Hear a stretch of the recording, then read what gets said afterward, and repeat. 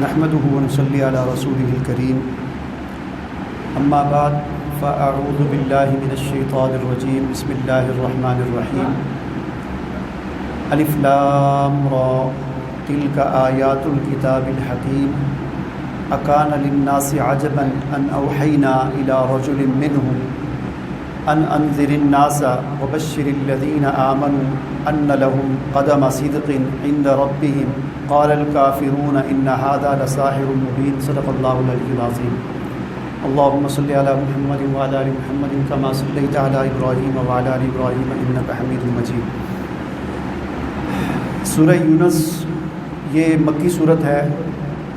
یعنی حضور نبی کریم صلی اللہ علیہ وسلم کی مکی زندگی میں نازل ہوئی۔ یہ سورہ یونس ہے، اس کے بعد سورہ ہود ہے، پھر آگے سورہ یوسف اور کچھ اور صورتیں ہیں۔ ان صورتوں کے اندر جو مضامین اور جو باتیں بیان ہوئی ہیں اللہ تعالیٰ کے عذاب کے حوالے سے، وہ انسان کے اگر سمجھ کر پڑھے تو انسان کے رونگٹے کھڑے ہو جاتے ہیں۔ اور یہ صورتیں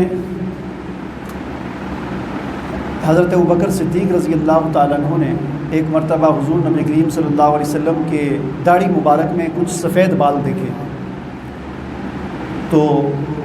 پوچھا کہ یا رسول اللہ بڑھاپا آ گیا ہے۔ تو آپ صلی اللہ علیہ وسلم نے فرمایا کہ مجھے سورہ یونس، سورہ ہود اور یہ جو صورتیں ہیں ان صورتوں نے مجھے بوڑھا کر دیا۔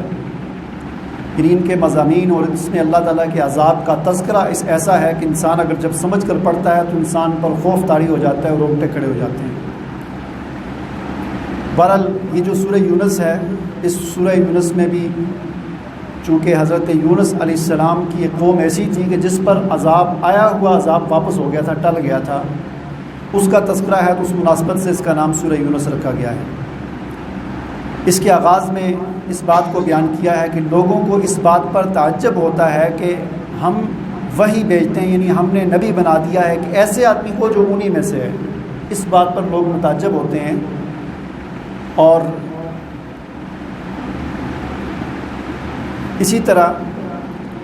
اس سورہ مبارکہ میں اس کے دوسرے رکوع میں انسانی رویے کا ذکر کیا ہے کہ انسان کو جب کوئی تکلیف پہنچتی ہے تو وہ پھر ہمیں پکارتا ہے۔ وَإِذَا مَسَّ الْإِنسَانَ الضُّرُّ دَعَانَا لِجَنبِهِ أَوْ قَاعِدًا أَوْ قَائِمًا، یعنی انسان جب تکلیف میں ہوتا ہے تو پھر ہمیں ہر حال میں ہمیں پکارتا ہے، کھڑا ہے تو پھر بھی ہمیں پکارتا ہے، لیٹا ہوا ہے تو پھر بھی ہمیں پکارتا ہے، بیٹھا ہوا ہے تو پھر بھی ہمیں پکارتا ہے۔ فَلَمَّا كَشَفْنَا عَنْهُ ضُرَّهُ مَرَّ كَأَن لَّمْ يَدْعُنَا إِلَىٰ ضُرٍّ مَّسَّهُ،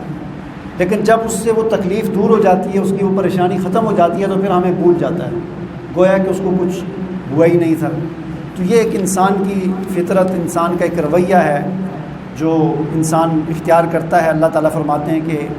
اس طرح نہیں کرنا چاہیے، بلکہ انسان کو ہر حال میں تکلیف ہو، پریشانی ہو تو صبر، اور خوشحالی ہو، اچھے حالات ہوں تو شکر، صبر اور شکر یہ دونوں رویے اختیار کرنے چاہیے، اور اللہ تعالیٰ کی طرف رجوع کرنا چاہیے، اللہ پر توکل کرنا چاہیے۔